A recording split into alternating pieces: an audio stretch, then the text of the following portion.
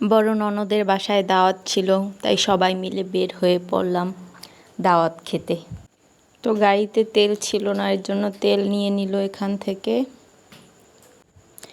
তেল নিয়ে আবার বেরিয়ে পড়লাম আমরা। আমার বড় ননদের বাসা হচ্ছে গিয়ে রাজাপুর।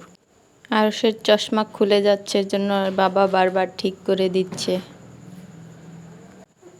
এই যে ব্রিজে উঠতেছি আমরা এখন। আসলে ব্রিজের পরিবেশটা এত সুন্দর যে ব্রিজে গেলেই খুব ভালো লাগে।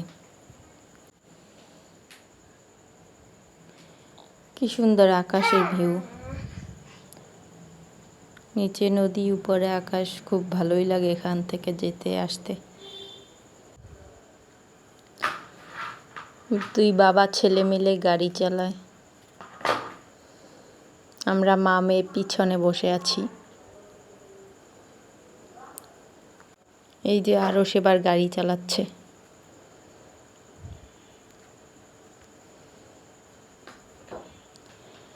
আমরা শুধু ননদের বাসায় যাব না, যাওয়ার সময় আবার বাবার বাসায় দেখা করে যাব। যে বাবার বাসায় এসে পড়েছি। আর সে তো খোলা মাঠ পেয়ে দৌড়াদৌড়ি শুরু করে। এই যে রাজাপুর এসে পড়েছি। এরপরে ভিডিওগুলো করতে পারি না, কারণ আরশ হাতের উপর ঘুমাইছিল। আরশকে নিয়ে আমার খালা শাশুড়ির বাসায় ঘুম পড়ে দিই। তার বাসা হচ্ছে মেডিকেল মোড়ের পাশেই। তারপর সজাগ হওয়ার পর আমার বড় ননদের বাসায় যাই। এরপর ভিডিওগুলো আর নেওয়া হয় নাই, কারণ অন্ধকার ছিল। এরপর আসার সময় বেকুটিয়া ব্রিজের গোড়ায় প্রায় 15-20 মিনিট দাঁড়ানো ছিলাম, কারণ বাইক আর্মিতে ধরতেছে।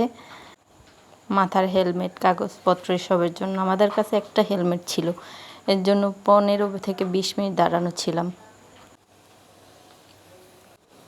তারপর 12টার সময় আমরা বাসার দিকে রওনা দিলাম। আসলে এই ব্রিজটা হয়ে আমার আসা যাওয়া খুব ভালো হয়েছে। আমার বাবার বাড়ি তাড়াতাড়ি খুব যেতে পারি, আসতে পারি, কোনো